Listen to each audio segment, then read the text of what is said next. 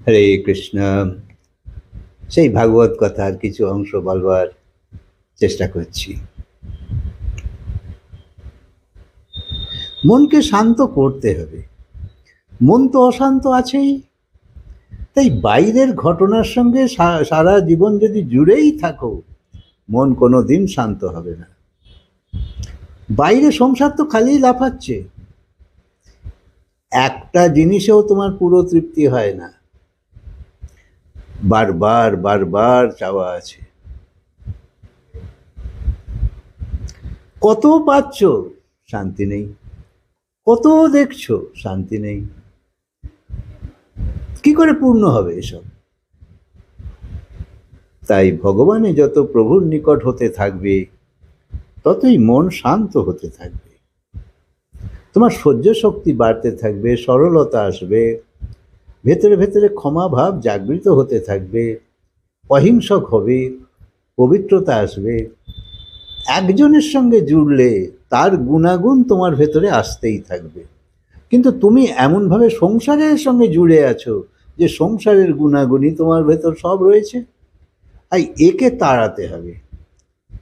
একে তাড়িয়ে ভগবানের সঙ্গে জুড়তে থাকো, তো ভগবানের গুণাগুণ আসতে থাকবে। তখন তোমার জীবন অন্যরকম হতে থাকবে। কারণ আমরা বলি যেমন সঙ্গ তেমন রঙ্গ। তাই নিজের উপর নিয়ন্ত্রণ বা ক্রোধের সংবরণ এ ভগবানের সঙ্গ না করলে হবে না। তখন জ্ঞানই হলো ভোজন, আর বিতরণই তোমার কর্ম। নিজেও আনন্দিত থাকবে, অন্যকেও আনন্দিত করবে। তোমার বচনে মধুরতা আসবে। সংসারের মানুষ মধুর বচন বলতে পারে, কিন্তু অনেক সময় কপটি হয়, ঠকবাজ হয়।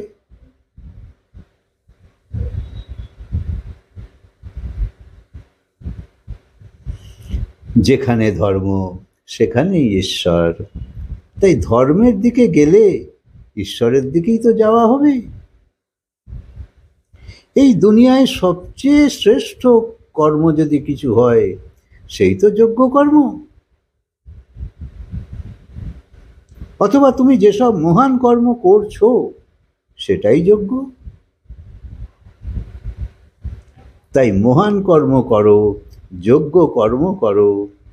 আর যে যোগ্য কর্ম করছে না, পরহিতকারী নয়, শুধু নিজের জন্যেই করে, অর্থাৎ নিজের স্বার্থ যেখানে প্রধান, তার সব তেজ নষ্ট হয়। তেজ মানে হলো ভালোর থেকে মন্দর থেকে আর ভালোর দিকে যাবার শক্তিটা চলে যায়।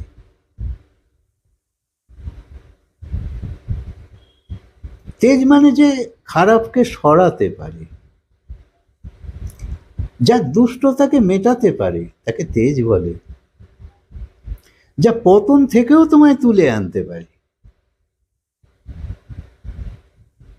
তাই তেজস্বী মানে সে যে নিজেকে দুর্গুণ থেকে সদ্গুণে নিয়ে আসতে পারে। তোমার পতন হওয়া স্বাভাবিক। তুমি সংসারের জীব, এখানে সবই নানা রকম। কিন্তু আবার নিজেকে উন্নত করা, এটা স্বাভাবিক নয়। পতন থেকে ভালো হওয়া খুব শক্ত, তাই এটা স্বাভাবিক নয়। কিন্তু যখন কারোর অন্তঃপ্রেরণা জাগৃত হয়, উত্তম সংস্কার যুক্ত হয়, মহান প্রেরণা সৎপ্রেরণা আসে, সেই শুধু নিজেকে উন্নত করতে পারে। তাই জুড়তে থাকো সৎসঙ্গের সঙ্গে। এ তোমায় অনেক কিছু দিয়ে দেবে। তাই তখন তোমার অন্যরকম দৃষ্টি আসতে থাকে এবং আগে এগিয়ে যাবার মনও তৈরি হয়ে যায়। তাই কোনো সৎকর্ম বা সৎসঙ্গ ইত্যাদি হচ্ছে, অথচ তোমায় ডাকেনি, তা সত্ত্বেও সেখানে গিয়ে যদি তুমি কোনো সহযোগিতাও করো, সেও খুব ভালো কাজ,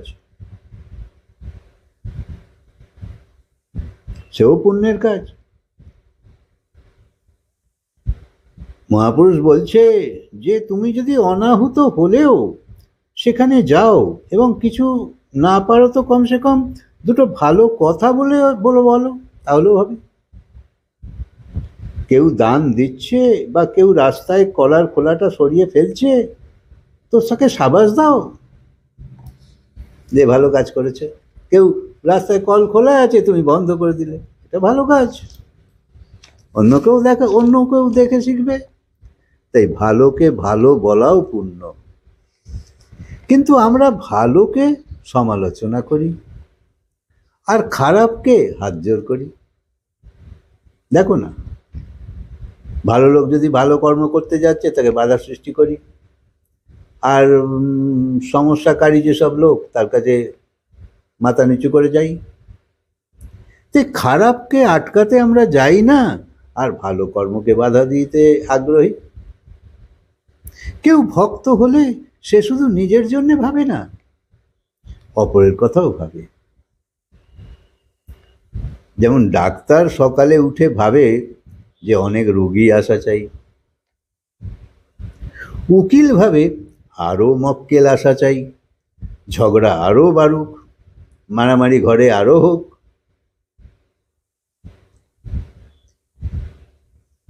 কিন্তু ভক্ত ভাবে যে ভগবান সবাইয়ের মঙ্গল করো, সবাইকে সুস্থ জীবন দাও, সবাই ভগবানের রাস্তায় যাতে চলে সেই প্রেরণা দাও। এটা ভক্তের মনোভাব। তাই সে ভাবে সবাই সুস্থ থাকুক, নিরোগ থাকুক, সবাইয়ের ভালো হোক। এরম ব্যক্তিই তো পূজনীয় হয়। আর সংসার তাকে পুরস্কার না দিলেও ভগবান তো তাকে দেবেই। তাই যে স্বার্থ নিয়ে বেঁচে নেই, অপরের উত্থান হোক এইরকম শুভকামনাই রাখে, সেই ধার্মিক। পয়সা এলে সামান্য পয়সা ধর্মের জন্য ব্যয় করো, এ তো তোমার হাতেই আছে, মন বানাও না। ধার্মিক লোকের স্বভাব পরোপকারী হয়। জ্ঞান অর্জন করা, ভালো বই পড়া, ধর্মগ্রন্থ ঘরে থাকা, এসব তো খুব প্রয়োজন। কোনো বাণী পড়ে ঘরের লোককে শোনাও। কমসে কম সপ্তাহে একদিন নিশ্চিত করো যে এই দিন আমরা ধর্ম আলোচনা করব। ধর্মগ্রন্থ আঙুল দিয়ে খোলো এবং যে পাতাই খুলবে ভাবো প্রভু আজ আমায় এটাই পড়তে বলেছে, এবং ভক্তি নিয়ে পড়ো। যা পড়লে সারাদিন সেটাকে গুনগুন করো, মনে রাখবার চেষ্টা করো। যদি জীবনে সত্যের উপর প্রতিষ্ঠিত হতে চাও, ধর্মের আচরণ করতে চাও, তো ভগবান পেছু ফিরে যেতে পারবে না, এটা নিশ্চিত। তাই বিগড়ে যাওয়া জীবনকে যে উদ্ধার করে, তাই তো গীতা। গীতা তো ঘরে ঘরে শোভনীয়, পড়েও সব, কিন্তু চর্চা শোনে না, নিজের বুদ্ধি দিয়ে ব্যাখ্যা হয় না। তুমি পড়ে যে অর্থটা করলে সেটা সাফিসিয়েন্ট নয়, তাই শুনতে হয়। এখন তো টিভি হাতের কাছে খুব বড় সাধন, তাই অনেক শোনবার সুযোগ আছে তোমার হাতে। তাই জীবনকে ঠিক লয় তালে চালানোর কাজই হলো গীতা। জীবনে যখন নিরাশা, হতাশা, সংকট, যখন জীবনের গান বেসুরো হয়ে গেছে, লয় তাল সব বিগড়ে গেছে, তখন গীতা সেই বেসুরো লয় তালকে ঠিক করে সোজা করে দেবে। তাই সোজা কথা, সোজা চিন্তন, সোজা প্রেরণা, এই তো জীবনের বন্ধনকে খোলবার জন্যই তো। আর প্রভুর কৃপা দৃষ্টিও সাথে সাথে পেতে থাকবে। যাহা তুমি জুড়ছ প্রভুই তো সবচেয়ে বেশি খুশি হয়, কারণ সে তো তোমার পিতা, সেই তো তোমার মাতা। তুমি যখনই ভালো পথে যাচ্ছ, বাবা মার তো খুশি হয়ই। তাই পরম পিতা পরম মাতা সে কত খুশি হয় এবং তোমার জন্য কি করবে তখন তৎপর হয়ে যায়। তাই তোমার জীবনে সোজা প্রেরণা এসে যাক, তোমার জীবন মধুর হয়ে যাক, ভগবান এইরকমই চায়। যেমন বসুদেবের হাতের বেড়ি, পায়ের বেড়ি, পাহারাদার, শুধুমাত্র প্রভুর দৃষ্টিতেই সব খুলে গেল। যদি চাও তোমার জীবনের দুষ্প্রবৃত্তিগুলো চলে যাক, তো প্রভুর দিকে তাকাও। কাম, ক্রোধ, লোভ, মোহ, অহংকার ইত্যাদি এরাই তো তোমার পাহারাদার। অর্থাৎ এরা তোমায় সেই পরম মঙ্গলময় জীবনে প্রবেশ করতে দিচ্ছে না, তোমাকে ধরে আটকে রেখেছে, কামনা বাসনায় ফাঁসিয়ে রেখেছে। আর তুমি শ্রেয় ভেবে এতে জুড়ে আছো, প্রেয় ভেবে মানে আর কি প্রিয়কর, আর নিজের শ্রেয়কে জানো না। শ্রেয় মানে যা তোমার প্রকৃত করলে কল্যাণ হবে। যদি এই বৃত্তিগুলো জেগে থাকে, তো তোমার প্রতি পলে তোমার অশুভ আচরণই তো প্রকাশ পাবে।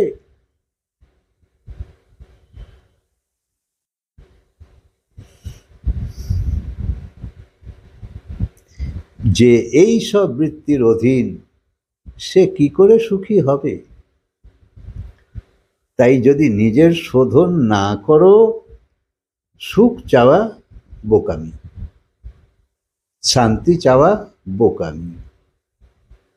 আর এই 84 লক্ষ থেকে নিবৃত্তি পাওয়াও হাতের বাইরে।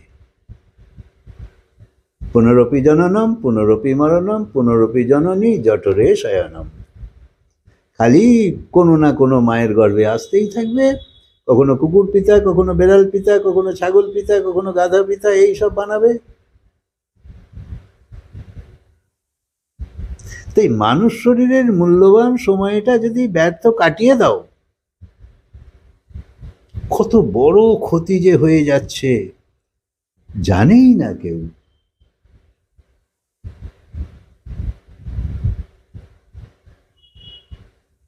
তাই ক্রোধ কারুর মনকে কখনো শান্ত রাখে কি? অহংকার কারুর সুখ সাধন হয়েছে কি? যত অহংকারই তুমি দেখাও, ভেতরে তৃপ্তি তো আসে না, কারুরই আসে না।